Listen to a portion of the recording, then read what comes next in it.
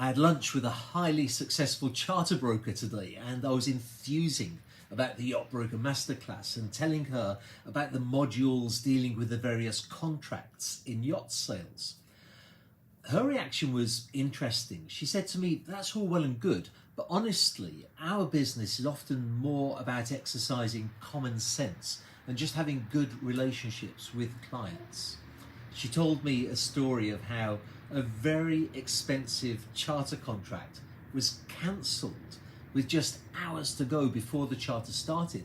The client was already in the marina with his family. His kids were running around excitedly and asking where the yacht was. They couldn't wait to get started on their yacht charter vacation. What they didn't know, and what the broker had just found out, was that one of the yacht's engines had failed, and in spite of the best efforts of the captain, it just wouldn't be available. It was going to take weeks to get it repaired. There would be no charter. Not on that yacht anyway.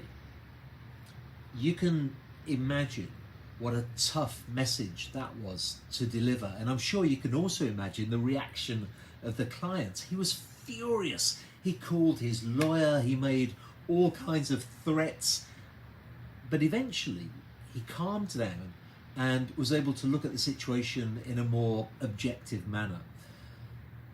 The broker's knowledge of the contracts to ensure him that he would be refunded his money was, of course, useful, but the great relationship that the broker had built up from doing years of business with him is what really saved the day. The client knew that the broker had his best interests at heart. He respected the fact that the broker turned up in person to deliver the bad news. He had total confidence that they would do everything in their power to find a replacement charter, and they have continued to do business together ever since.